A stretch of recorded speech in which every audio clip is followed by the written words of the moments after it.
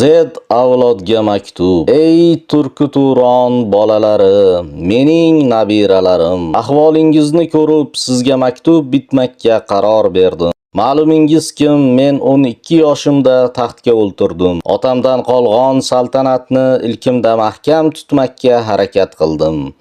Ammo sotqin beklar xiyonat tug'ini baland ko'tardilar. Men Shayboniy xon ila 5 bor to'qnash keldim. Samarqand taxtini ololmagach, baxtimni o'zga yurtlardan izlashga qaror berdim. Hindistonda Boburiylar imperiyasiga asos soldim. Mening imperiyam qariyb 3,5 asr hukmronlik qildi. Mening nabiralarim Toj Mahalni qurdilar. Go'zal she'rlarim ila Navoiy panjasiga panja urdim. Boburnoma, Mubayyan kabi asarlar yozdim. Umrim yo'lda ot ustida o'tdi.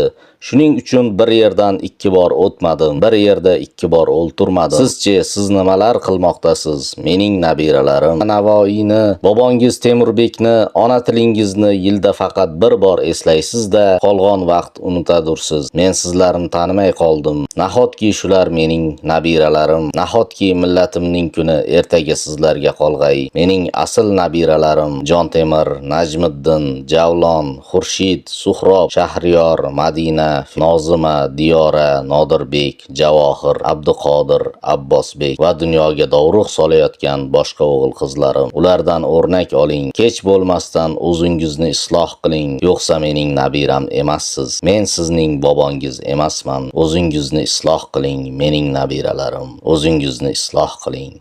O'zingizni isloh qiling.